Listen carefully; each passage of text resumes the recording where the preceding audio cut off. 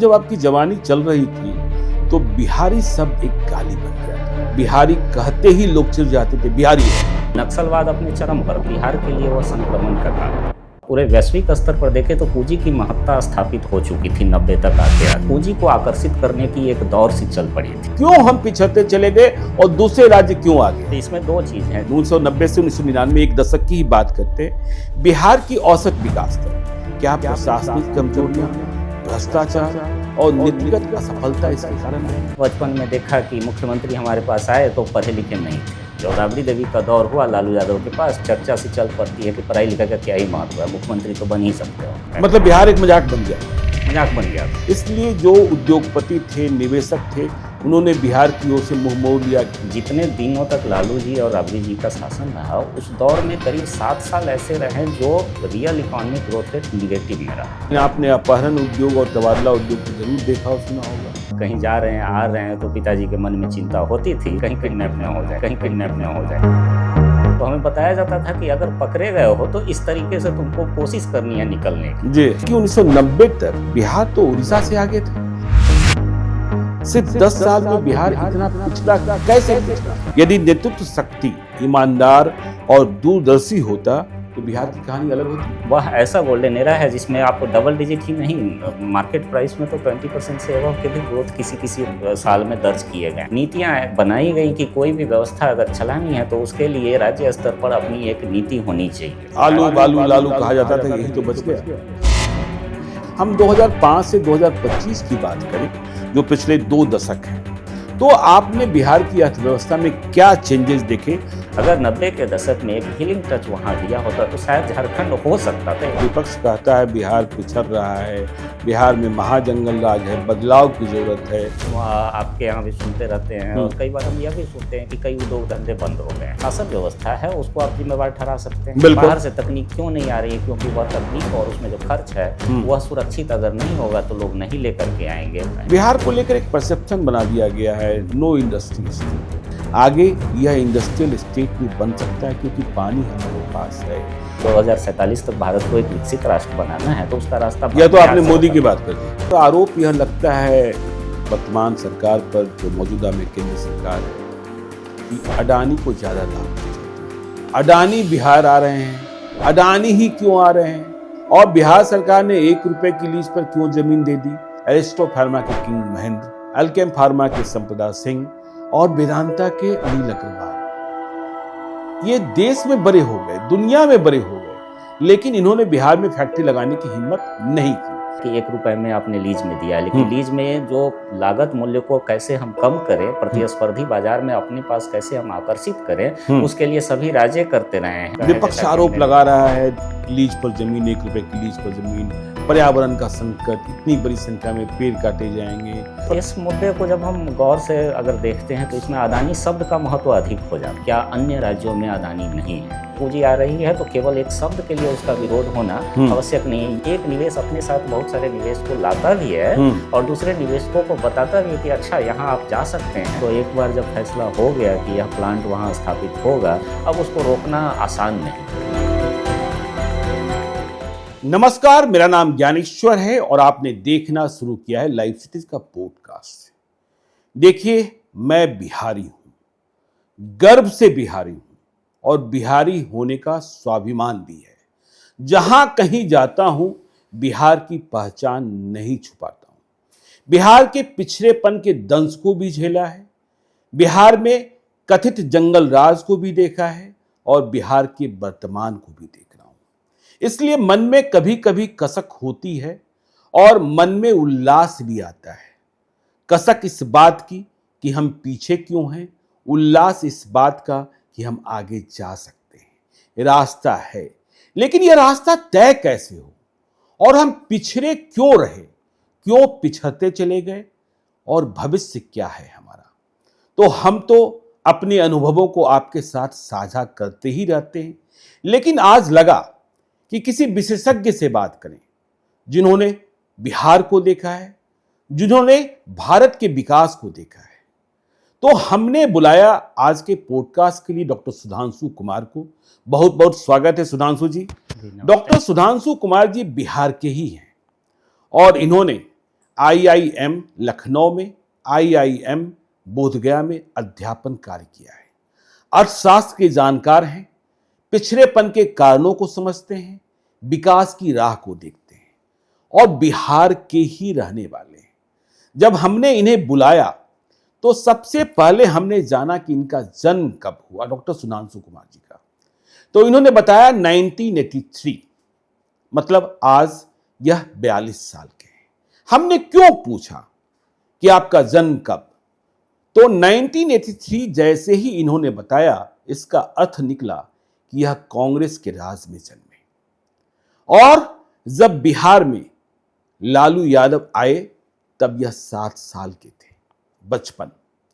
और इन्होंने 1990 से 2005 का दौर देखा जब जवानी में थे, और फिर 2005 से 2025 नीतीश कुमार का यह शासनकाल। तो डॉक्टर सुधांशु कुमार से हम विस्तार से समझेंगे बिहार के इतिहास को, बिहार के वर्तमान को, बिहार के भविष्य को। तो बहुत स्वागत है डॉक्टर साहब, सुधांशु जी। देखिए, जब हम आपसे बात करना चाह रहे हैं तो हमने कहा ही कि ऐतिहासिक परिप्रेक्ष्य और 90 के दशक पर, क्योंकि आपने जन्म लिया 1983 में, 7 साल में लालू यादव मुख्यमंत्री बन गए। आपने लालू यादव का नाम सुना होगा, लेकिन मुख्यमंत्री क्या होते हैं 7 साल के बच्चे को समझ में यह बात आती नहीं है। जब 10वीं कक्षा में पहुंचते हैं, उसके पहले तो 6ठी कक्षा में हम लोग नागरिक शास्त्र में पढ़ा करते थे कि भाई व्यवस्था कैसी होती है। तो बिहार का इतिहास बचपन से ही समझाया जाता है। हम ऐसे, हमारे पुरखे समझाते थे, हमारे माता पिता। लेकिन जब आप जवान हो रहे थे तो फिर वह कालखंड भी, जिसे लेकर बिहार इतना बदनाम हुआ। तो बिहार की पहचान, जब आप जवानी में थे तो बिहार की पहचान अपराध और अराजकता से जुड़ गई थी। उस दौर में अंतर्राष्ट्रीय मीडिया ने भी बिहार को क्या कहना शुरू किया था। तो उस समय की आर्थिक और सामाजिक स्थिति को डॉक्टर सुधांशु कुमार कैसे याद करते हैं, संक्षेप में बताएं, क्योंकि बहुत सारे सवाल लेने हैं आपसे। जैसा कि आपने कहा कि जीवन के विभिन्न दौर होते हैं और सीखने के भी विभिन्न तरीके होते हैं। बिल्कुल। जैसा कि हमने आपको भी सुना, कई बार उससे भी सीखा जी। लेकिन जन्म लेने के साथ अपने पुरखों से भी सुनते हैं, उसके बाद आप देखते हैं, फिर अखबारों को पढ़ते हैं, जैसे जैसे बड़े होते हैं आप पढ़ते हैं। लेकिन जब आप विश्वविद्यालय में जाते हैं और अगली पढ़ाई करते हैं तो एक स्ट्रक्चर्ड तरीके से चीज़ों को समझने की कोशिश करते हैं। जी। तो एक तो आपने जीवन का जैसे जैसे आपकी उम्र बढ़ती गई, आपने देखा, आपने सुना, आपने पढ़ा, लेकिन जब आप समझते हैं कि पूरी दुनिया में कैसे स्ट्रक्चर्ड तरीके से इन चीज़ों को देखा जा सकता है कि आज जो स्थिति है उसके पीछे क्या क्या कारक हो सकते हैं और अन्य जगहों पर उन चीज़ों को कैसे कैसे इन चीज़ों को एक्सप्लेन करने की कोशिश की गई। जैसे एक छोटे उदाहरण से हम लोग शुरू कर सकते हैं कि जब हम आर्थिक विकास या आर्थिक पिछड़ेपन, इन दोनों को जब कभी भी एक थ्योरेटिकल तरीके से, सैद्धांतिक तरीके से देखने की कोशिश करते हैं तो उसमें एक लोकतांत्रिक व्यवस्था में महत्वपूर्ण चीज़ आता है इंस्टीट्यूशनल स्ट्रक्चर जी और पॉलिसी इंटरवेंशन कि संस्थाओं की संरचना। जब लोकतंत्र की बात होती है तो उसमें सरकार एक संस्था के रूप में इसकी व्यवस्था देखी जाती है और उनके द्वारा लिए गए नीतिगत निर्णय पॉलिसी इंटरवेंशन का हिस्सा होता है। तो इसका एक प्रभाव विकास की प्रक्रिया पर पड़ता है। क्योंकि डॉक्टर सुधांशु कुमार, जब आपकी जवानी चल रही थी तो बिहारी शब्द एक गाली बन गया था, इसलिए आपने उस दर्द को भी झेला होगा।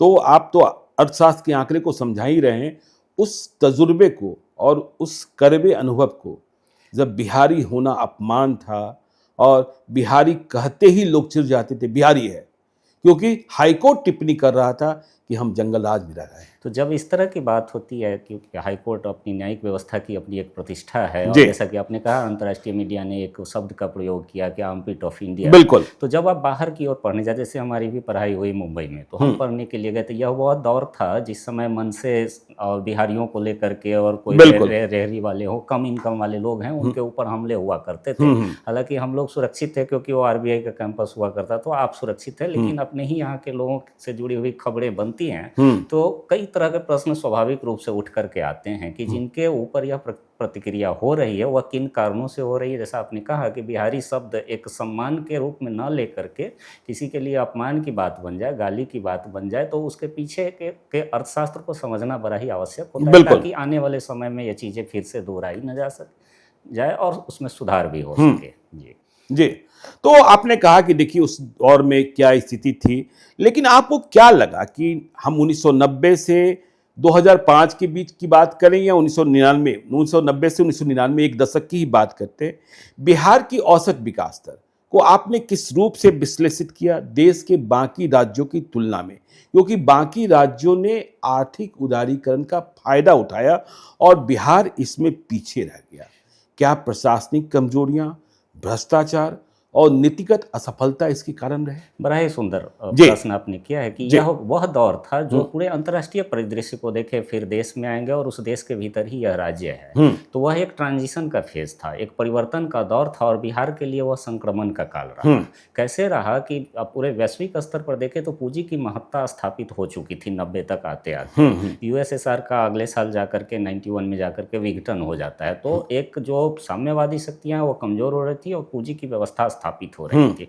उसको जब भारत के स्तर पर हम लोग देखते हैं तो उदारीकरण का दौर चला 90 के दशक में। वो उदारीकरण में हुआ क्या, तो कई तरह के जो स्ट्रक्चरल रिफॉर्म्स हम लोग बोलते हैं, संरचनात्मक सुधार, जो आपके रेगुलेशन में सुधार हो या व्यवस्था में ऐसे सुधार जिससे कि व्यवसाय को अधिक से अधिक बढ़ाया जाए, पूंजी को अधिक से अधिक आकर्षित किया जाए, तकनीक का ट्रांसफर विदेश से देश में हो। तो एक दौर चला जिसमें कई सकारात्मक और सफल प्रयास हुए, प्रयोग हुए, जिसके सफल परिणाम दिखे। उस दौर में बिहार अन्य राज्यों की तुलना में कहाँ खड़ा था, इसको देखने की आवश्यकता होती है। और उस दौर में जो मूल परिवर्तन हो रहे थे, जो अंतर्राष्ट्रीय स्तर पर जो हो रहे थे, फिर राष्ट्र के स्तर पर हो रहे थे, पूंजी को आकर्षित करने की एक दौर सी चल पड़ी थी। दूसरा हम देखते हैं कि उद्योग धंधे इन सब में तकनीक का प्रयोग होना प्रारंभ हो चुका था, कंप्यूटर का उपयोग होना शुरू हो चुका था। अन्य राज्यों ने इसको दोनों हाथ से, इस अवसर को कई राज्यों ने पकड़ा और वहां से आप देखेंगे कि अमेरिका तक लोग जाने लगे। वहां से जो आईटी के क्षेत्र में करने वाले लोग हैं, काम करने वाले लोग जाने लगे। औद्योगिकरण में जिन राज्यों ने जो जमीन की उपलब्धता हो, जो रेगुलेशंस हो, लॉज हो, उनमें काफ़ी तेजी से सुधार किया। और कृषि के क्षेत्र में भी हम देखेंगे तो जो ग्रीन रेवोल्यूशन या व्हाइट रेवोल्यूशन जो 70s 80s में हुआ, उसमें बिहार कई कारणों से पिछड़ गया। 90s में जो उसका फॉलोअप फेज चला कि आगे चल करके उसमें जो हाई वेराइटीज़ का प्रयोग होने लगा, तकनीक का सुधार होने लगा, सिंचाई व्यवस्था में सुधार की आवश्यकता महसूस की जाने लगी। तो इन तीनों क्षेत्रों को जब हम मिलाते हैं, पूंजी को आकर्षित करने का दौर चला, उस दौर में भी हम पिछड़ गए। जब तकनीक में परिवर्तन हो रहा था, नए तकनीक के लिए संस्थान यहाँ बनाने थे जिसमें बच्चे पढ़ करके और उसमें नौकरियां तलाश करे, वह नहीं हो सके। चरवाहा विद्यालय खोलने लगे हम, कई तरह के। नहीं, आप बताएं ना, खुलकर बताएं ना, क्योंकि आप विश्लेषित कर रहे हैं और आपने जिया भी है बिहार को, कि नेतृत्व की कमजोरी रही, क्यों हम पिछड़ते चले गए और दूसरे राज्य क्यों आ गए। तो इसमें दो चीज हैं, जैसे कि कम्युनिकेशन जो होता है पॉलिसी मेकर से, जो नीति निर्माता है उस समय शासन व्यवस्था में है। तो हम लोगों ने बचपन में देखा कि मुख्यमंत्री हमारे पास आए तो पढ़े लिखे नहीं थे। जब राबड़ी देवी का दौर हुआ लालू यादव के पास, तो पढ़े लिखे दौर नहीं है और आप विद्यार्थी होते हैं तो अपने स्कूल में एक चर्चा सी चल पड़ती है कि पढ़ाई लिखाई का क्या ही महत्व है, मुख्यमंत्री तो बन ही सकते हो।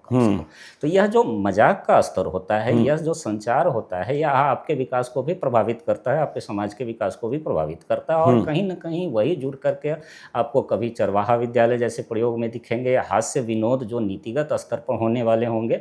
इससे जुड़ा हुआ आपको एक उदाहरण ही देता हूँ कि कैसे नीति निर्माण में इसका असर होता है। जैसे राज्य वित्त आयोग बनाना कंपलसरी हो गया, तो जो पंचायती राज कानून है उसके बाद वह तय करेगा आयोग कि राज्य सरकार से पंचायती राज संस्थाओं को कैसे फंड का ट्रांसफर किया जाएगा। आप गौर करेंगे, हमने काफी प्रयास किया कि पहला राज्य वित्त आयोग का रिपोर्ट मिल जाए, तो हमें नहीं मिला वह रिपोर्ट। अभी 7वां तक चल रहा है और कॉन्स्टिट्यूशनली वह आवश्यक है। तो कैसे कम्युनिकेशन का इम्पैक्ट होता है, तो उस रिपोर्ट के बारे में एक जगह लिखा हुआ हमें मिला कि उसमें एक लाइन लिखा हुआ था कि there is no recommendation, there is no recommendation. अब जो इंस्टीट्यूशनल स्ट्रक्चर का इंपॉर्टेंस जो हमने प्रारंभ में कहा कि उसकी उपयोगिता यहाँ पर दिखाई देती है कि जो संवैधानिक संस्थाएं बनाई गई, जिनसे अपेक्षा थी कि कुछ करने की, यार कुछ मत करो तो भी जीवन चल सकता है, पढ़ाई मत करो फिर भी आप मुख्यमंत्री बन सकते हैं, आप चरवाहा विद्यालय जाइए, आपको पढ़ने की आवश्यकता नहीं है। अंग्रेजी के विरोध का दौर शुरू हो गया, जो उत्तर प्रदेश में अधिक रहा, अपने यहाँ भी एक दौर चला। अब अंग्रेजी बोलने वाले बीपीओ में अमेरिका जाने लगे, पंजाब से कनाडा जाने लगे, टैक्सी चलाने लगे। अगर टैक्सी ही चलाना है तो बिहार से दिल्ली जा रहे हैं, लेकिन पंजाब वाले कहाँ जा रहे हैं, तो ऑस्ट्रेलिया जा रहे हैं। दूध ही एग्रीकल्चर में काम करना है तो लोग इटली जा रहे हैं, यूरोपियन कंट्रीज में जा रहे हैं। तो जो सब चीज़ें जो आवश्यक थी, जो गुणात्मक सुधार हो सके, उसको ऊपर के स्तर से जब एक संचार या कम्युनिकेशन में एक मजाकिया लहजे में प्रयोग कर दिया जाता है तो आपकी एक पहचान भी बनती है और आने वाले जनरेशन पर उसका इम्पैक्ट, मतलब बिहार एक मजाक बन गया था। मजाक बन गया था। बिहार मजाक बन जो बिहार में आप महसूस करते थे और बाहर जाकर के उसको आप फेस करते थे। जब आप बाहर की ओर निकलते हैं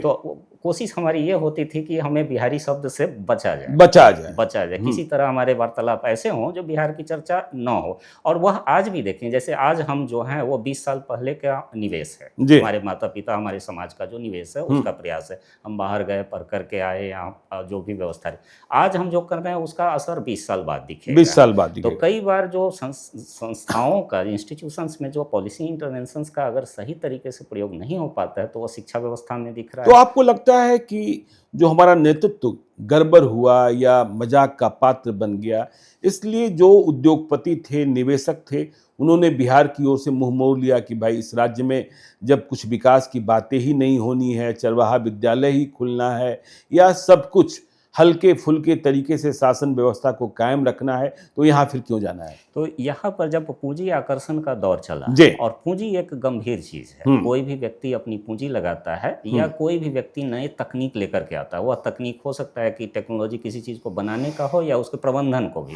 प्रबंधन भी एक तौर तरीका है। तो अपना कोई निवेश करता है, उसकी सुरक्षा चाहता है सबसे पहले। दूसरी बात वह देखता है कि आने वाले समय में हम कैसे इससे लाभ कमा सकते हैं। अब जब खबर में कोई दिल्ली उतरा एयरपोर्ट पर कोई विदेशी और उसने रिपोर्ट बनाने के लिए बोला एम्बेसी को कि बिहार की रिपोर्ट बनाओ, तो उसने उठाया तो न्यूयॉर्क टाइम्स में लिखा हुआ आर्मपिट ऑफ इंडिया। यहाँ जो लोकल न्यूज़पेपर्स हैं उन्होंने लिखा हुआ कि जंगल राज कोर्ट कह रहा है, नरसंहार का दौर है, जो हमने सुना भी है कई बार। जो उस दौर में हम लोग पढ़ते थे अखबार में, जिसमें आपकी कहानियां भी होती थी। तो उन चीजों को जब बाहर की ओर देखते तो लोग असुरक्षित सा महसूस करते हैं। और यह 1-2 बार की घटना नहीं हो रही थी, नक्सलवाद अपने चरम पर था। तो जब इस तरह की व्यवस्थाएं होती है, लॉ एंड ऑर्डर ब्रेक होता है और वह आंकड़ों में भी रिफ्लेक्ट होता है। बिल्कुल, जैसे कोई बैठा है पूंजी लेकर के तो वह आपका आंकड़ा देखता है कि आपका पिछले 10 साल का ग्रोथ रेट कैसा रहा। तो जब हम जैसे ग्रोथ रेट के 2 आंकड़े ले लेते हैं, एक बाजार मूल्य पर और एक महंगाई को उसमें से हटा देते हैं। तो महंगाई को हटा दिए तो वास्तविक विकास दर के आंकड़े आते हैं। तो जो जितने दिनों तक लालू जी और राबड़ी जी का शासन रहा, उस दौर में करीब 7 साल ऐसे रहे जो real economic growth rate negative में रहा। रियल इकोनॉमिक जब आप कहते हैं कि ग्रोथ रेट जब महंगाई को हटा दें तो नकारात्मक है, मतलब यह सिकुड़ रही थी व्यवस्था। अब औसत में लेंगे तो वो औसत में सकारात्मक रहा, और जो सकारात्मक रहा तो इसमें एक चीज देखने की बात होती है कि आपने जो ग्रोथ दिया उसमें वोलेटिलिटी कितनी है। किसी साल 10% बढ़ा, किसी साल माइनस बढ़ा, मतलब कहीं ना कहीं कुछ ऐसा घालमेल चल रहा है जो अनिश्चितता को दर्शा रहा है। एक स्थिर व्यवस्था व्यवसाय के लिए सुगम होती है और वो उसमें लोग इन्वेस्ट करना चाहते हैं। आपकी जमानी व्यापार उद्योग को देखकर तो गुजरी नहीं, लेकिन आपने अपहरण उद्योग और तबादला उद्योग तो जरूर देखा और सुना होगा। यह भय होता था, भय होता था कि दूर कहीं जा रहे हैं, आ रहे हैं, तो पिताजी के मन में चिंता होती थी। हालांकि हम लोग बहुत धनाढ्य नहीं थे, लेकिन फिर भी जब प्रचलन में होता है तो कम पैसे वाले लोगों पर भी उसका असर होता है कि कहीं किडनैप ना हो जाए, कहीं किडनैप ना हो जाए, कुछ ना हो जाए। फिर कहानी हम सुनते थे कि अच्छा फलाने का बच्चा किसी तरह चंगुल से भाग करके आ गया, तो हमें बताया जाता था कि अगर पकड़े गए हो तो इस तरीके से तुमको कोशिश करनी है निकलने की। यहाँ इस तरह की गतिविधियां, ये बचपन में हमने ये ट्रेनिंग दी जाती थी कि इस तरीके से भाग सकते हो, इस तरीके से भाग सकते हो। तो जो बचपन का दौर, जो विज्ञान सीखने का दौर था, जो दौर था कि आप गणित सीख सकते हैं, अपने इतिहास को अच्छे से समझ सकते हैं, उस दौर में इन चीज़ों का होना बहुत सकारात्मक असर नहीं डालता है। अच्छा डॉक्टर सुधांशु कुमार, यदि हम इतिहास की ही बात करें, उस दौर की ही बात करें, तो हम देखते हैं कि 1990 तक बिहार तो उड़ीसा से आगे था, लेकिन आगे के एक दशक में, मतलब 1990 से 2000 के बीच में उड़ीसा हमसे आगे निकल गया। कैसे निकल गया? सिर्फ 10 साल में बिहार इतना पिछड़ा, कैसे पिछड़ा? इसमें भी कई जो परिवर्तन हुआ उड़ीसा में हुआ और बिहार में नहीं हुआ, इसके पीछे भी, जैसे पीछे की ओर मुड़ करके हम देखते हैं तो डॉक्टर श्री कृष्ण सिंह के बाद का जो दौर रहा उसको आप अच्छे से समझते हैं, उससे बेहतर आप कह सकते हैं। लेकिन आप सहमत होंगे कि उसमें जब बहुत ही कम समय में 15-16 मुख्यमंत्री हुए थे उस दौर में, तो जो इतने सारे सत्ता का खेल चल रहा होता है तो सामंजस्य बैठाने की स्थिति में आपकी पूरी व्यवस्था होती है। जो 90 के बाद का भी दौर रहा, वह दौर एक प्रशासन की व्यवस्था, शासन की व्यवस्था ऐसी रही कि पूरी की पूरी व्यवस्था अपने आप को एडजस्ट करने में लगी हुई थी कि हम कैसे सामंजस्य करें कि हमारी स्थिति सर्वसुलभ रहे। उसके उलट उड़ीसा में हो क्या रहा था, वहाँ बीजू पटनायक होते हैं, जिनके पास एक विजन होता है, उन्होंने स्थानीय संसाधन और स्थानीय मैन पावर जो होता है, स्थानीय जो है, उनका कैसे स्थानीय विकास में उपयोग किया जाता है, उसके एक मॉडल को स्थापित किया जी। और उसका एक परिवर्तन वहां देखने को मिला कि बिहार के बच्चे भी उड़ीसा में जाकर के इंजीनियरिंग पढ़ने लगे। हाँ, आप देखिए किट में तो हर दूसरे घर का लड़का निकल ये आज की बात है। और उस दौर में जिस समय हम लोग पढ़ रहे थे, उस समय में इंजीनियरिंग कॉलेजेस थे जिसमें बिहार के बच्चे जाते थे, जो बैंगलोर को अफोर्ड नहीं कर सकते थे, महंगा होता था। और आज तो दुर्गापुर में जाते हैं और उड़ीसा में भी जाते हैं। लेकिन किट आज बना है, उसकी परिकल्पना आज तो हुई नहीं है, बिल्कुल नहीं, कहीं ना कहीं 2 दशक 3 दशक पहले हुई। तो वह जो नेतृत्व के स्तर पर जो परिकल्पना की गई, उसने उसको उड़ीसा को एक बीमारू के स्टेट के जो श्रेणी है, उस श्रेणी से उसको बाहर ला करके खड़ा किया। संसाधन होते हैं, संसाधन होने के बावजूद भी एक शब्द आता है अर्थशास्त्र में जिसे हम लोग रिसोर्स कर्स बोलते हैं कि प्राकृतिक संसाधन प्रचुर है लेकिन वह जगह गरीब है। जैसे झारखंड के बहुत सारे इलाके में खनिज है लेकिन वह इलाका बहुत ही गरीब मिलेगा। ऐसे कहा जाए कि मिनरल रिच है तो उसको धनी होना चाहिए, उस समय का बिहार था। लेकिन वह धनी तब होगा जब उन संसाधनों को स्थानीय विकास में उपयोग किया जाए। उड़ीसा ने वह किया। तो आपने कहा कि उड़ीसा ने वो किया, तो इसका मतलब यह है कि नेतृत्व शक्ति का कमजोर होना बिहार को पीछे धकेलता चला गया। यदि नेतृत्व शक्ति ईमानदार और दूरदर्शी होता तो बिहार की कहानी अलग होती। जब संस्थाओं का निर्माण, जब वो निर्णय लेने वाले, जैसे नीतियों का निर्माण हो और उसमें यह नहीं रहे कि there is no recommendation, there is no recommendation. जी बिल्कुल। तो अगर आप जिनको जो भी कार्य दिए गए हैं उन कार्य का संपादन नहीं हो तो एक संस्कृति सी बनती चली जाती है कि बस ऐसे ही जीवन चल सकता है। जो जीवन ऐसे चल सकता है, आप जिंदा रह सकते हैं लेकिन अच्छे जीवन की परिकल्पना नहीं हो सकती है। वह आपके प्रति व्यक्ति आय में कमी में दिखेगी। जो राष्ट्रीय औसत का कभी 80 में 60% तक हुआ करता था, वह घट करके 30-32% पर आ गया। तो यह जो गिरावट हुई, यह गिरावट अपने आप तो हुई नहीं है, कहीं ना कहीं वह आय में वृद्धि के जो कारक हो रहे थे उन कारकों को प्रभावित किया जा रहा था। चलिए, आपने तो 1990 से 2000 की बात कर ली, 2005 तक की बात कर ली।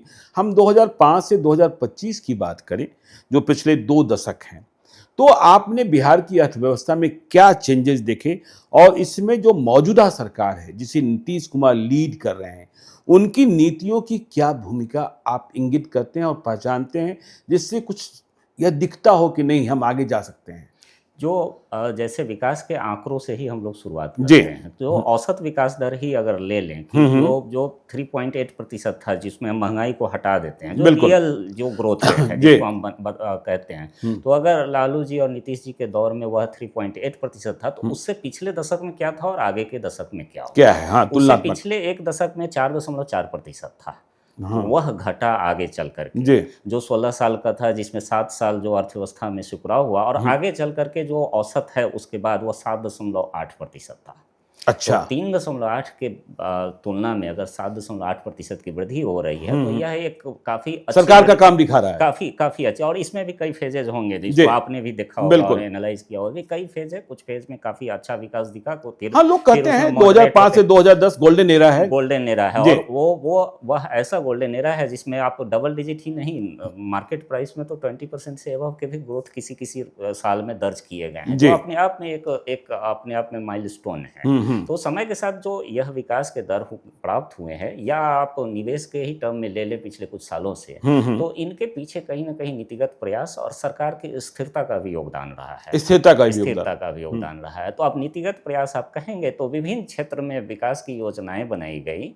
उन योजनाओं को जमीन पर उतारने में जो बाधाएं थी, जिसे हम लोग बोलते हैं लॉ एंड ऑर्डर की जो स्थिति थी, जब तक वह नहीं हो तो उसमें गुणात्मक सुधार नहीं लाया जा सकता। तो इंफ्रास्ट्रक्चर का निर्माण हुआ, नीतियां बनाई गई कि कोई भी व्यवस्था अगर चलानी है तो उसके लिए राज्य स्तर पर अपनी एक नीति होनी चाहिए, जो काफी देर से सही हर क्षेत्र के लिए लगभग बिहार के पास नीति है। उन नीतियों में फिर सुधार भी हुआ। जैसे आज आप स्टार्टअप बनाना चाहते हैं तो स्टार्टअप के लिए नीति है, आप अगर इन्वेस्टमेंट लाना चाहते हैं, इन्वेस्टमेंट के लिए पॉलिसी है, एथेनॉल पॉलिसी है। तो ये जब नीतियां बनने लगती हैं तो सहूलियत होती है बाहर के निवेशकों की हमें किस स्थिति में जाकर के कहाँ निवेश करना चाहिए। तो एक कानून व्यवस्था, नीतिगत सक्रियता, जिसको हम बोलते हैं कि आप पॉलिसी को आगे बढ़ करके निर्माण कर रहे होते हैं। दूसरा जो अवसर हैं उनको, जैसे बिहार को बिहार के जो वर्तमान स्वरूप है वो स्वरूप है झारखंड के अलग होने के बाद बिल्कुल, है। हाँ। तो झारखंड के साथ होने तक आप कह सकते हैं कि अच्छा रिसोर्स रिच था, और उन रिसोर्स से आधारित जो नेचुरल रिसोर्सेज हैं, मिनरल्स है, उन मिनरल्स पर आधारित व्यवस्था का निर्माण हो। लेकिन जब उससे अलग होकर के एक आलू बालू लालू कहा जाता था, यही तो बच गया।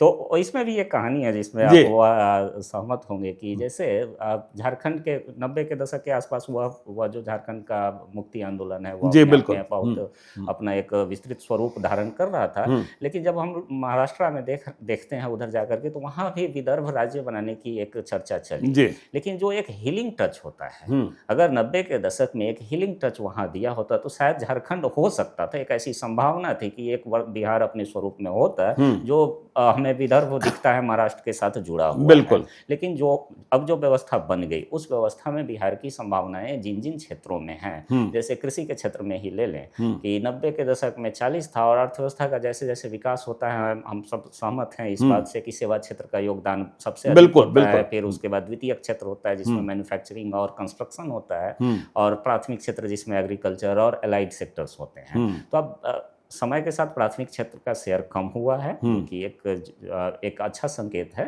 द्वितीय क्षेत्र भी बढ़ा है, और तृतीय क्षेत्र का भी अपना एक महत्वपूर्ण योगदान है। इसके भीतर जब हम जाते हैं प्राथमिक क्षेत्र में, तो एग्रीकल्चर जो है, जिसमें काफ़ी अनिश्चितता अनसर्टेनिटी है, हम ग्रीन रिवोल्यूशन का लाभ नहीं ले सके।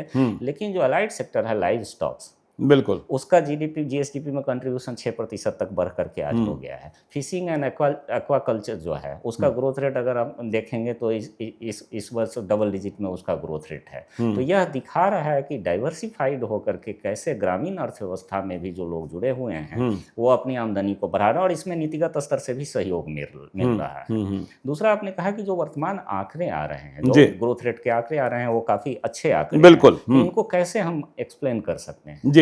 तो इसमें जो जैसे कोरोना के बाद का जो दौर है, इसमें हम सब ने देखा होगा कि केंद्र सरकार ने एक ऐसा स्टैंड लिया कि हम विनिर्माण कैपिटल एक्सपेंडिचर को खर्च बढ़ाएंगे। कैपिटल एक्सपेंडिचर हम बढ़ाएंगे, सीधा पैसा देने के बजाय हम आधारभूत संरचना के निर्माण पर खर्च करेंगे, और उसमें राज्यों को भी प्रोत्साहित करेंगे। और राज्यों में, बिहार में भी अगर आप देखेंगे तो करीब करीब 80,000 करोड़ पोस्ट कोविड में सड़कों के निर्माण में खर्च हुआ है, इंफ्रास्ट्रक्चर के निर्माण में खर्च हुआ है 80,000 करोड़। उसमें आपका जो इजी लोन आता है केंद्र सरकार के, अपने जो प्रोजेक्ट्स पर खर्च होते हैं वह होता है। तो टोटल जो कैपिटल एक्सपेंडिचर का अगर हम वर्गीकरण करें तो सबसे अधिक 40% आपके इंफ्रास्ट्रक्चर के निर्माण में खर्च हो गया। जो आपके जीएसडीपी में कंस्ट्रक्शन क्षेत्र में जो 21.6% की वृद्धि हुई है, उसमें दिखता है कि आपके निर्माण क्षेत्र में प्रगति हो रही है, जो आपकी अर्थव्यवस्था को गति दे रही है। अब आवश्यकता क्या होती है, इस निर्माण के आधार पर मैन्युफैक्चरिंग का ग्रोथ रेट कैसे बिल्कुल बिल्कुल। तो जो प्राथमिक आवश्यकता है कि जो निर्माण से विनिर्माण जो हम लोग बोलते हैं, तो निर्माण से विनिर्माण की प्रक्रिया के लिए जो प्राथमिक और शुरुआती जरूरत है, उस जरूरत को लगभग हम प्राप्त करने की स्थिति में है। बिजली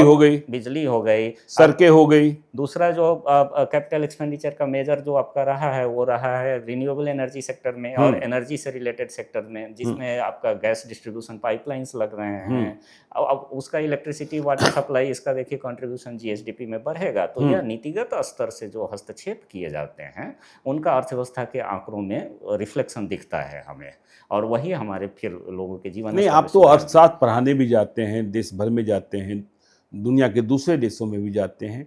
जो बिहार को लेकर सोच पहले थी 1990 से 2005 में, और अब 2005 से 2025 में बिहार के प्रति लोगों का नजरिया दूसरे प्रदेशों में या दुनिया के दूसरे देशों में बदला हुआ दिखता है कि बिहार बढ़ रहा है, या लोग मान रहे हैं बिहार स्थिर है, बिहार को बढ़ता हुआ नहीं देखते हैं? किस रूप में लिखते हैं? बिहार को अब एक संभावनाओं के प्रदेश के रूप में देखा जाने लगा है। या अगर हम भी कहें कि अगर क्या बिहार में आगे एक संभावना है, असीम संभावना है। अच्छा। जहाँ चुनौतियां थी, उन चुनौतियों से जब आप आगे बढ़ते हैं तो वहाँ संभावना का क्षेत्र खुलता है। वह आपको दिखता है कि प्रति व्यक्ति आय में भले ही आप पीछे हों, लेकिन आप मंथली पर कैपिटा एक्सपेंडिचर, जिसको उपभोक्ता व्यय बोलते हैं, कि जो क्रय शक्ति खर्च करने की जो बात आती है, तो वहाँ पर बिहार बिहार में वो लोग खर्च करते हैं, अच्छा कंज्यूमर स्टेट ही तो है, कंज्यूमर स्टेट है, और हाँ वो जी। रिफ्लेक्ट होता है जीएसटी कलेक्शन में, ग्रोथ रेट हाईएस्ट रहा बिहार में। तो यह संभावना है यहाँ पर कि अब जैसे एक इसमें भी एक जुड़ी हुई कहानी है कि सीमेंट की एक फैक्ट्री सबसे पहले लगती है, बिल्कुल, तो वहाँ पर उनके जो उत्पाद हैं उसकी कीमत घट जाती है, तो बाकी कंपनियों के लिए बाहर से ला करके बेचना महंगा होता है।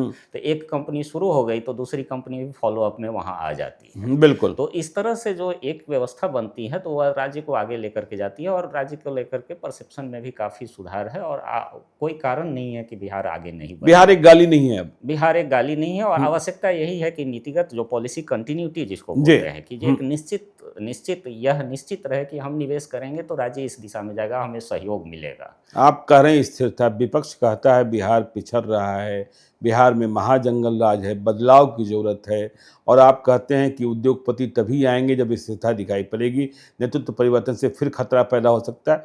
तो अर्थशास्त्री के रूप में आप इस कंट्रडिक्शन को कैसे देखते हैं? इसका जैसे लोकतंत्र है, लोकतंत्र की अपनी व्यवस्था है, इसमें चुनाव होंगे, उसके परिणाम आएंगे, लेकिन एक आवश्यकता यह होती है कि नीतिगत स्तर पर अगर कंटिन्यूटी हो तो जो इन्वेस्टर्स आते हैं उन्हें पता होता है कि हमारा निवेश जो है इस दिशा में जाएगा, हम इस पॉलिसी के तहत आए, उसमें अचानक से कोई परिवर्तन नहीं होगा।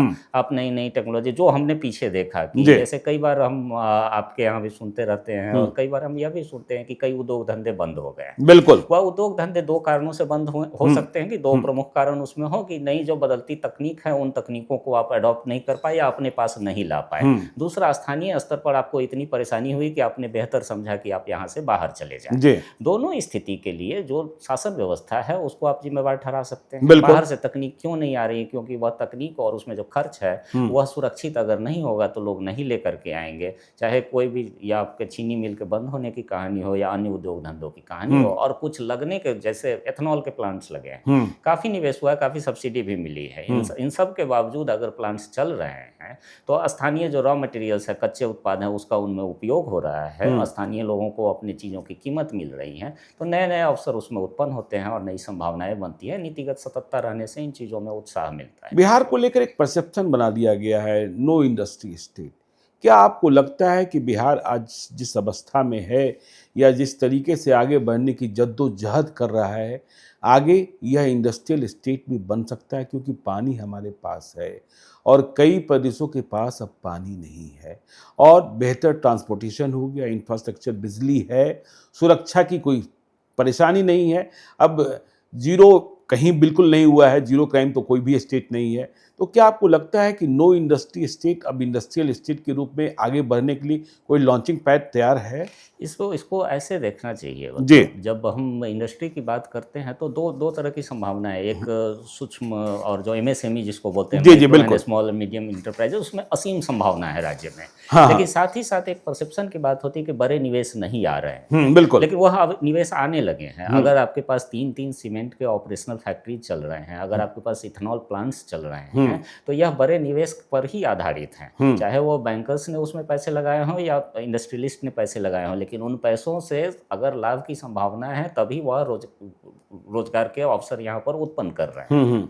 तो इस तरह की संभावनाएं हैं। और जैसा कि हमने पहले चर्चा में कहा कि जो निर्माण से विनिर्माण की प्रक्रिया की शुरुआत है, वह शुरुआत हो चुकी है, इसलिए कि जो आधारभूत संरचना है वह आपने बना करके तैयार करके रखा हुआ है। तो अब जो नए नए अवसर होंगे जो स्थानीय जरूरतों की, जैसे मखाना का ही ले लीजिए। बिल्कुल, पहले मखाना उत्पादन होता है, उसकी पैकेजिंग गुड़गांव में होती है, तो क्यों न अब सजगता भी लोगों में आ गई है कि अगर हम प्रोसेसिंग करें 300-400 में खरीद करके 1800 में अगर गुड़गांव में पैकेजिंग हो रही तो मिथिला में ही हम करें। बिल्कुल, लाइक वाइज दूसरी चीज़ों में हम टेक्सटाइल हब बन रहा है, टेक्सटाइल हब टुकड़ों में बने, तो यही टुकड़े धीरे धीरे बड़े होते हैं। जैसे 1 सीमेंट से 3 सीमेंट फैक्ट्री, तो इस तरह की संभावनाओं से इनकार नहीं, मतलब अब एक बैकवर्ड स्टेट से आपको ट्रांसफॉर्मिंग स्टेट के रूप में बिहार दिखता है? यह दिख रहा है। और बिना दिखे इसके पीछे यह भी है कि जब परिकल्पना होती है कि 2047 तक भारत को एक विकसित राष्ट्र बनाना है, तो उसका रास्ता, या तो आपने मोदी की बात कर दी या प्रधानमंत्री के रूप में हमने बात की, थोड़ी देर के लिए राजनीति से अलग भी इसको देखा जाए तो देश को विकसित होना चाहिए, हम आप सब सहमत हैं। और उस देश को विकसित होने के लिए अगर जो कम विकसित क्षेत्र हैं वह विकसित नहीं होंगे तो देश का विकसित होने का लक्ष्य हम प्राप्त नहीं कर सकते हैं। तो एक लक्ष्य है, मान लीजिए कि 2047 तक 100 साल होंगे, तब तक होगा, तो विकास का विकसित होना आवश्यक है, बिहार का विकसित होना आवश्यक है। और बिहार का विकास जो होगा सभी क्षेत्रों में होना आवश्यक है, ताकि लोगों को रोजगार भी मिले और जो प्रति व्यक्ति आय है उसमें भी बढ़ोतरी। डॉक्टर सुधांशु कुमार, बिहार की खबरों से तो आप रोज बरोज रूबरू होते ही होंगे, और जब हम कल कारखाने की बात आ रहे हैं और आरोप यह लगता है वर्तमान सरकार पर, जो मौजूदा में केंद्र सरकार है, कि अडानी को ज़्यादा लाभ पहुंचाती है, और अब बिहार में अडानी ने भागलपुर के पीरपैंती में पावर प्लांट लगाने की योजना बनाई है, हजारों करोड़ की योजना है, और इसके लिए बिहार सरकार ने 1 रुपए की लीज पर जमीन दे दी। अब यह इतना बड़ा मुद्दा बन गया है, अडानी बिहार आ रहे हैं, अडानी ही क्यों आ रहे हैं? और बिहार सरकार ने 1 रुपए की लीज पर क्यों जमीन दे दी? तो विपक्ष ने इसे मुद्दा बना रखा है। अडानी की एंट्री को बिहार में आप किस रूप में देख रहे हैं? अडानी भागलपुर की पीरपैंती में पावर प्लांट लगाएंगे तो क्या बिहार में जो उद्योग की संभावनाएं हैं वह आगे बढ़ेगी, दूसरों को भी हौसला मिलेगा? क्योंकि हमने देखा है हमारे कई बड़े उद्योगपति, आप देखें ना, एरिस्टो फार्मा के किंग महेंद्र, अल्केम फार्मा के संपदा सिंह और वेदांता के अनिल अग्रवाल, ये देश में बड़े हो गए, दुनिया में बड़े हो गए, लेकिन इन्होंने बिहार में फैक्ट्री लगाने की हिम्मत नहीं की। तो अडानी आ रहे हैं और विपक्ष ने हमला बोलना शुरू कर दिया है। अडानी की एंट्री को आप किस रूप में देख रहे हैं? इसको लॉजिकल स्वरूप में देखने की आवश्यकता जी। है कि अडानी क्या बिहार में पहले से नहीं थे। अडानी का कहीं ना कहीं इनकी जो कंज्यूमर गुड्स जो बनती है एफएमसीजी में, उनकी उपस्थिति बिहार में है पहले से। ऐसा नहीं कि अडानी बिहार में पहली बार आ रहे हैं। लेकिन साथ ही साथ जो विरोध की बात हो रही है, क्या अन्य राज्यों में अडानी नहीं है? अडानी अन्य राज्यों में भी है। जी। दूसरी बात, जब जमीन एक सेंसिटिव मामला है कि जमीन एक लैंड हमेशा से स्कार्स रिसोर्स रहेगा और डेंसली पॉपुलेटेड स्टेट है, जनसंख्या घनत्व अधिक है, जमीन टुकड़ों में बटा हुआ है, तो जमीन को एकत्र करना और उसको जमीन की आवश्यकता वाले उद्योग धंधों के लिए ट्रांसफर करना हमेशा से एक थोड़ा सा सेंसिटिव इशू रहेगा। लेकिन इस सेंसिटिव इशू को लॉजिकल तरीके से जब हम देखते हैं तो क्या अन्य राज्यों ने इस तरीके से जमीन की उपलब्धता सुनिश्चित नहीं करवाई है? तो उत्तर सकारात्मक है, अन्य राज्यों ने कराई है। तो जब फेडरल स्ट्रक्चर एक संघीय ढांचे में विभिन्न राज्य आपसी प्रतिस्पर्धा के लिए स्वतंत्र हैं। अब बिजली उत्पादन आप कहीं भी करें, आप ट्रांसमिशन चैनल के थ्रू, पावर ग्रिड के ट्रांसमिशन के थ्रू पूरे देश में बेच सकते हैं। तो अब आप बिजली उत्पादन के लिए निवेश को अपने पास कैसे आकर्षित करेंगे? और यह पीरपैंती का जो प्लांट है, इसकी चर्चा 2010-11 से लैंड एक्विजिशन शुरू हो गया था। बिल्कुल। यह बात बड़ा इमोशनल सा लगता है कि 1 रुपए में आपने लीज में दिया, लेकिन लीज में जो लागत मूल्य को कैसे हम कम करें, प्रतिस्पर्धी बाजार में अपने पास कैसे हम आकर्षित करें, उसके लिए सभी राज्य करते रहे हैं। और इसमें राज्य के भी लाभ निहित हैं। लाभ ऐसे निहित हैं कि जब आपके राज्य में 26,000 करोड़ का इन्वेस्टमेंट आता है, 26,000 करोड़ का संभावित इन्वेस्टमेंट है, जो कि जी। और तो जब इन्वेस्टमेंट आता है तो वह खर्च आपके स्थानीय स्तर पर होते हैं। तब तय यह करना है कि उस खर्च से जो होने वाले रोजगार के अवसर उत्पन्न होने हैं, उसका लाभ लेना है या नहीं लेना है। सिंगूर में टाटा के प्लांट को लेकर के नंदीग्राम, यहाँ वेस्ट बंगाल में हमने उदाहरण देखा, स्थानीय स्तर पर विरोध हुआ, वह निवेश उठ करके गुजरात ने स्वागत किया, और वहाँ गुजरात में एक फैक्ट्री जाती है तो उसके साथ साथ कई अवसर वहाँ पर उत्पन्न हो जाते हैं। तो इसको अगर लॉजिकल तरीके से देखा जाए, क्योंकि इस तरह की प्रक्रिया है, जमीन का जो मुआवजा है लोगों को दिया जा चुका है। विपक्ष आरोप लगा रहा है, लीज पर जमीन, 1 रुपए की लीज पर जमीन, पर्यावरण का संकट, इतनी बड़ी संख्या में पेड़ काटे जाएंगे, और फिर क्या होगा? क्या आपको लगता है कि अडानी के आने के बाद बिहार में दूसरी उद्योगपति भी सोचेंगे कि नहीं, अडानी वहाँ गए तो बिहार में उद्योग लगाने का माहौल बन रहा है और इससे रोजगार की संभावनाएं पैदा होती है? इस मुद्दे को जब हम गौर से अगर देखते हैं तो इसमें अडानी शब्द का महत्व अधिक हो जाता है। जी बिल्कुल। अगर थोड़ी देर के लिए लॉजिकल, अगर राज्य का विकास के लहजे से हम देखें, अगर इन्वेस्टमेंट के नजरिए से देखें, तो अडानी शब्द को अगर हम यहाँ से हटा दें, वह अडानी केरल में भी है, जो झारखंड में भी है, और झारखंड से केरल कहना इसलिए महत्वपूर्ण हो जाता है कि वैचारिक रूप से आप वामपंथ हैं। और जब हमने शुरुआत में चर्चा में कहा कि 90 का दौर ऐसा था कि पूरे विश्व में पूंजी की महत्ता स्थापित हो रही थी, तो वामपंथ के भी लोग हैं, उन्होंने भी पूंजी को स्वागत किया है। तो आपके यहाँ भी पूंजी आ रही है, तो केवल एक शब्द के लिए उसका विरोध होना आवश्यक नहीं है। यह ध्यान देने की आवश्यकता है क्या प्रक्रिया का पालन किया गया या नहीं किया गया। अगर नहीं किया गया तो न्याय की व्यवस्था है, उस व्यवस्था में लोग जाएंगे और वो ऐसा बिल्कुल। नहीं है कि कोई किसी को जबरदस्ती किसी का जमीन दिया जाए, लेकिन निवेश जैसा आपने कहा कि एक निवेश, अब अदानी शब्द को थोड़ी देर के जी। लिए भूल जाए, इसको एकदम से अर्थशास्त्र के लहजे से अगर हम देखें तो एक निवेश अपने साथ बहुत सारे निवेश को लाता भी है और दूसरे निवेशकों को बताता भी है कि अच्छा यहाँ आप जा सकते हैं क्योंकि यहाँ अदानी पहले से है, यहाँ अल्ट्राटेक सीमेंट पहले से है, यहाँ अन्य उत्पाद पहले से है, हीरो साइकिल का प्लांट पहले से है, अन्य अन्य चीजें यहाँ पर है, तो आप निवेशकों में एक उत्साह जमता है कि अच्छा केवल हमको गुजरात तमिलनाडु ही नहीं जाना है, हमारे लिए एक अवसर हो रहा है। जहाँ रही पर्यावरण की बात, तो पर्यावरण के लिए जो रेगुलेटरी एजेंसीज हैं वहाँ उसके प्रावधान किए गए हैं कि पेड़ कटेंगे तो उसके बदले में पेड़ लगाए जाने चाहिए भी, और लगाए जाने चाहिए, और प्रावधान भी ऐसे हैं कि उसको आप एकदम से वो नहीं कर सकते। केवल यही है कि जगह का परिवर्तन होता है, सड़कें हम बनाते हैं, सड़क की आवश्यकता होती है, तो यह ध्यान रखना होता है कि पेड़ को एक जगह से दूसरे जगह हम स्थापित करें या नए पेड़ लगाए जाए। तो कहीं जहाँ बंजर जमीन है वहाँ सड़क बन गई और कहीं और वन का नए वन के क्षेत्र डेवलप हो जा रहे हैं। तो एक तो जो हमारे कृत्रिम जो इंटरवेंशन है उसके कारण है, कुछ नेचुरल प्रोसेस भी है कि हम देखते हैं कि कहीं पर कुछ, तो बहुत सारी प्रक्रिया को स्टेटस को बना करके रखना कि जो जैसा है वैसा ही हो, जो जमीन जिसके पास है वैसा ही रहे, यह कभी नहीं संभव हुआ है बिल्कुल। विश्व में। आप देखेंगे तो चीजें आप बदलेंगी। जमशेदपुर ही देखिए ना, पहाड़ काट कर शहर बसाया था टाटा ने, और आज जमशेदपुर कहाँ से कहाँ है, जमशेदपुर की पहचान क्या है। लेकिन हम देख रहे हैं, खैर राजनीति की बातें आपसे क्या करें, लेकिन कांग्रेस और आरजेडी ने, लेकिन आप बिहारी हैं, हम भी बिहारी हैं, हम भी एक वोटर हैं, आप भी एक वोटर हैं, कांग्रेस और आरजेडी ने इसे मुद्दा बना लिया है, अडानी की एंट्री बिहार में।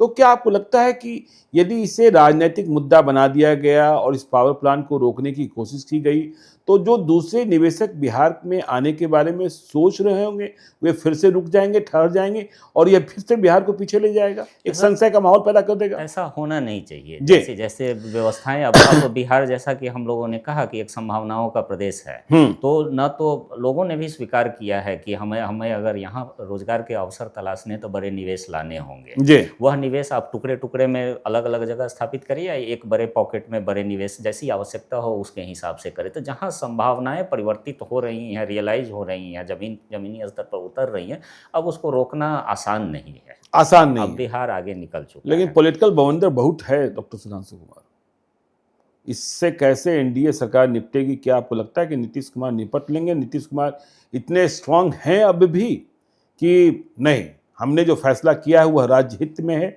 और राज्य की जनता भी उनका साथ देगी? यह प्रक्रिया का हिस्सा रहा है। तो एक बार जब फैसला हो गया कि यह प्लांट वहाँ स्थापित होगा, तो कोई कारण नहीं है। जैसे एसजेवीएन का प्लांट लगा बक्सर में, जी, जो थर्मल पावर प्लांट था, और उससे भी पीछे अगर आप जाएंगे तो राज्य सरकार का अपना एक कैप्टिव प्लांट्स हुआ करता था, थर्मल पावर प्लांट्स हुआ करते। समय के साथ राज्य सरकार ने महसूस किया कि हमारी क्षमता, प्रबंधन की क्षमता नहीं है, तो हम इसे केंद्रीय जो कंपनीज है, पब्लिक सेक्टर एंटरप्राइजेज हैं, जैसे एनटीपीसी को प्लांट दिया गया, कांटी थर्मल पावर है, उसको चलाने के लिए, ताकि प्रबंधन बेहतर हो और उसमें जो शर्त ऐसे रखे जाए कि राज्य का लाभ हो और ऊर्जा की उपलब्धता सुनिश्चित हो सके। तो इन सब चीज़ों का ध्यान में रख करके पहले भी इस तरह के प्रयास किए गए हैं। इस बार विरोध में एक शब्द का महत्व अधिक दिख रहा है जी, उस शब्द का प्रभाव और असर बहुत दिनों तक नहीं रहने वाला है। यह निवेश के लिए बिहार तैयार है। तो चलिए, तो अब देखिए, हम रोजगार और उद्यमिता पर बात कर लेते हैं। आपने कहा अडानी आ रहे हैं तो रोजगार भी आएगा। जो मौजूदा एनडीए सरकार है या 20 वर्षों का शासनकाल है, आपने क्या महसूस किया कि सरकार ने स्किल डेवलपमेंट और युवाओं के सेल्फ एम्प्लॉयमेंट, युवा के स्वरोजगार पर ध्यान दिया है, या बस सिर्फ बातें ही हो रही हैं?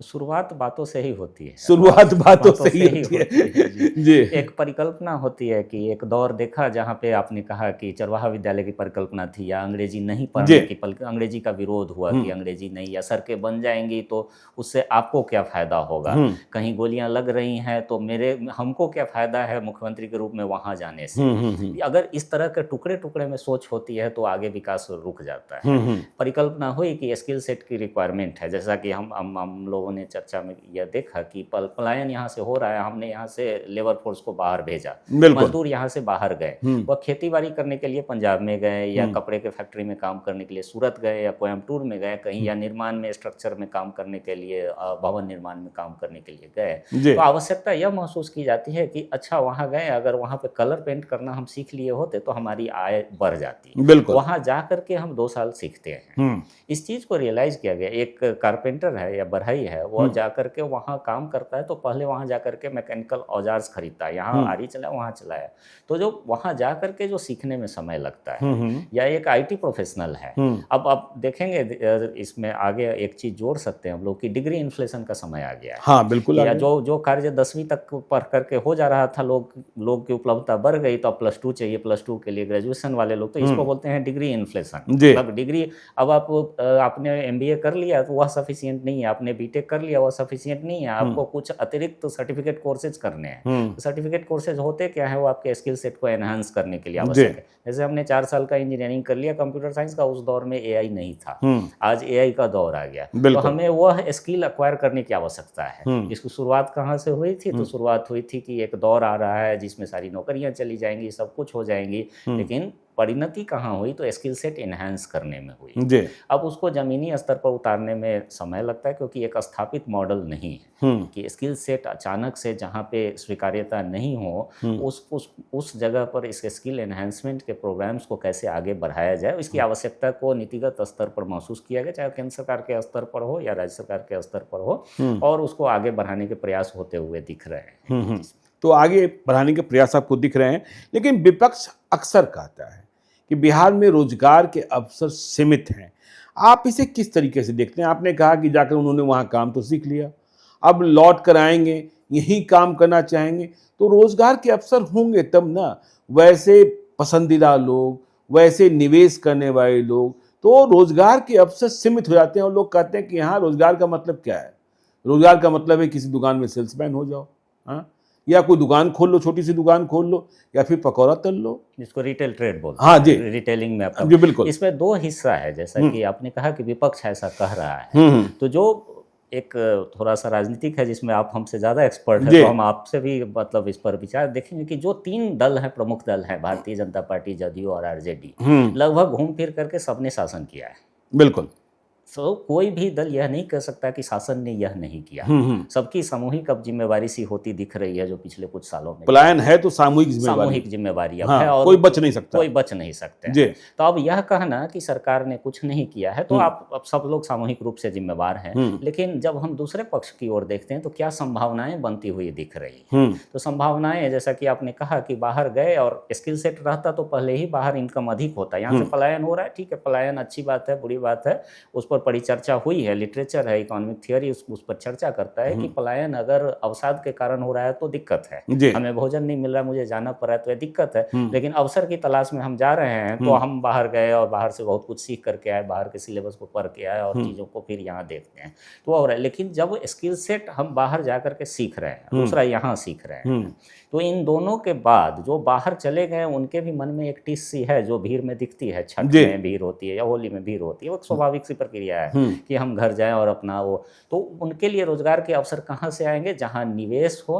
वह निवेश के अवसर 2 तरीके से हो सकते हैं, या तो प्राइवेट पूंजी आप लाइए या सरकार उसमें निवेश करे। सरकार का निवेश सबसे बेहतर जो तरीका हो सकता है वह कैपिटल एक्सपेंडिचर के रूप में निर्माण के क्षेत्र में दिख रहा, आधारभूत संरचना में दिख रही है। तो दूसरा स्तर है, इन आधारभूत संरचनाओं के आधार पर जो पूंजी निवेश होगा उसी में भविष्य की संभावनाएं हैं, उसी में भविष्य की संभावना। वह छोटे स्तर पर चाहे जीविका दीदियों के लिए जीविका बैंक बना करके पूंजी की उपलब्धता सुनिश्चित करवानी हो, या रोजगार के लिए जो विभिन्न छोटे छोटे स्कीम के माध्यम से आप कम ब्याज दर पर अगर उन्हें पूंजी देंगे तो उनकी लागत मूल्य कम होगी और उनके लाभ की प्राप्ति होगी, तो यहाँ लोग नहीं। डॉक्टर सुधांशु कुमार, यह तो आप मानते हैं ना कि जब तक ग्रामीण अर्थव्यवस्था मजबूत नहीं होगी तब तक बिहार की तरक्की नहीं हो सकती है, क्योंकि बिहार की संरचना ही ऐसी हाँ, है, बिहार की संरचना ही ऐसी है, गतिविधियां भी वही हो रही हैं, लोग भी वही रह रहे हैं। तो आपने क्या महसूस किया कि ये सरकारें जो हैं, जो पिछले 20 वर्ष की सरकार है, ग्रामीण अर्थव्यवस्था, बिजली पहुंच गई है, सड़क भी घर घर तक, और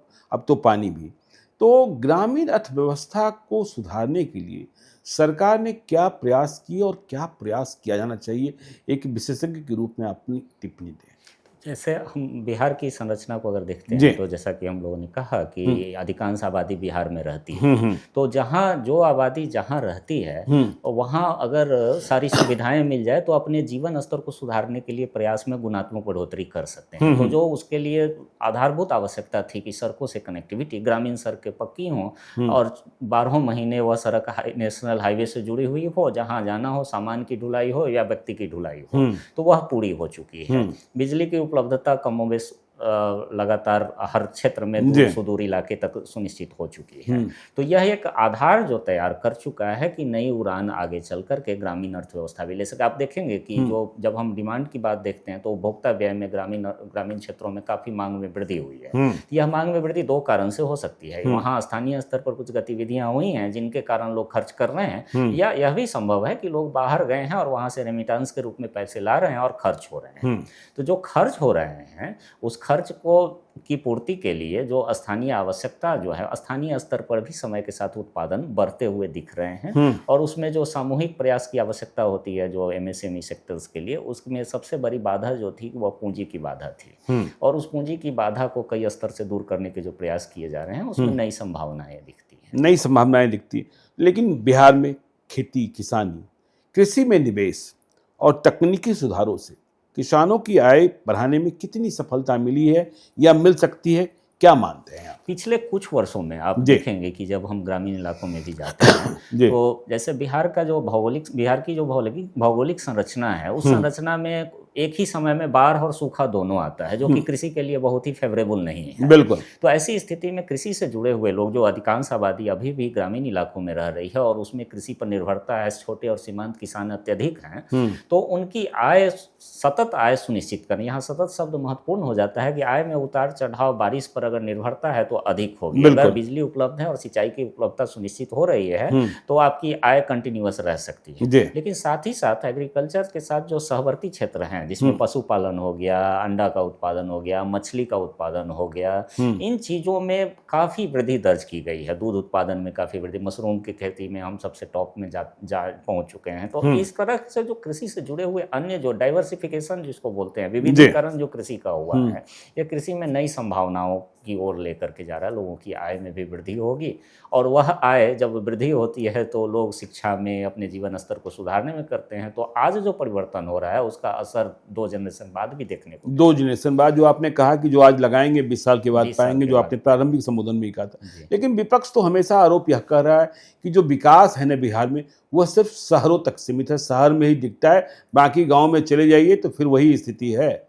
बिहार में जो शहर की संरचना है, ये पटना राजधानी है तो राजधानी में विकास का स्तर अलग होगा, प्रति व्यक्ति आय भी हम लोग देखेंगे तो अलग होगा। लेकिन गांव-गांव में अगर आप देखेंगे, जैसे हमने कहा कि 80,000 करोड़ के रोड में पिछले अगर 4 साल में खर्च हुए हैं, वह खर्च केवल शहर में तो नहीं हो सकते हैं। उसका खर्च जो है ग्रामीण स्तर पर भी हमें दिखता है। जब सड़कें वहाँ पर दिखती हैं, नेशनल हाईवे या स्टेट हाईवे या जो सड़कें हैं उसमें दिख रही हैं, बिजली की उपलब्धता सुनिश्चित हो रही है, अगर पेयजल की उपलब्धता सुनिश्चित हो रही है, सिंचाई के साधन बढ़ाने के प्रयास होते दिख रहे हैं, तो यह खर्च गांव में हो रहे हैं, मांग भी गांव में हो रही है। 2 हिस्सा है, एक बाहर से पैसे आकर के लोग खर्च कर रहे हैं, वह एक अलग पहलू है। लेकिन स्थानीय स्तर पर जो यह गतिविधियां होती हैं, इन गतिविधियों में लोग जो रोजगार में जाते हैं उससे आमदनी होती है और वह विकास को बढ़ावा देता है।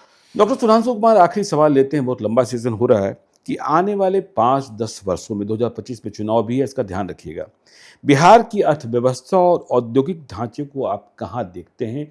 मौजूदा सरकार आगे भी रही तब और मौजूदा सरकार बदल गई तब, दोनों परिस्थितियों में क्या देखते हैं अगले 5-10 साल का भविष्य? इस पे एक चीज हम जोड़ना चाहिए, जैसा हमने शुरू में कहा कि एक लक्ष्य होता है, एक दीर्घकालीन लक्ष्य है। मान लेते हैं कि 100 साल आज़ादी का हुआ, 2047 तक का एक लक्ष्य है कि भारत को $30 ट्रिलियन इकोनॉमी जो हम लोग हेडलाइंस में देखते हैं, उसमें बिहार के लिए अगर कोई लक्ष्य निर्धारित हो तो कैसे हम उस लक्ष्य को निर्धारित करें। फिर एक मध्यम टर्म के लिए, मीडियम टर्म के लिए एक लक्ष्य निर्धारित हो। तो बिहार की जो विकास की एक गति है और राष्ट्र की एक गति है, तो पहला लक्ष्य यह है कि बिहार की जो विकास के सूचकांक हैं, इन सूचकांकों को राष्ट्रीय स्तर पर ले जाया जाए और फिर उसको आगे बढ़ाया जाए।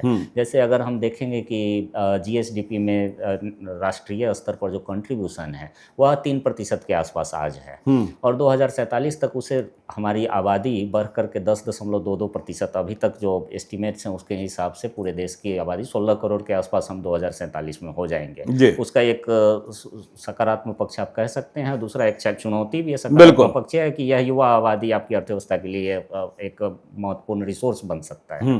लेकिन जब वह 16 करोड़ आबादी 10.22, एक अपेक्षा बनती है कि राष्ट्रीय जो जीएसडीपी है जो उसमें 10% हमारा भी योगदान हो। बिल्कुल। उस योगदान के लिए जो वर्तमान स्तर के विकास दर है उससे और आगे बढ़ने की आवश्यकता है। छलांग लगा, क्या वह छलांग हम लगा सकते हैं? तो हमने पीछे मुड़ करके आंकड़ों में देखा कि क्या हम वो आवश्यकता है कि 17% के विकास दर को अगर रखें तो $1 ट्रिलियन इकोनॉमी तक हम पहुंच सकते हैं जी।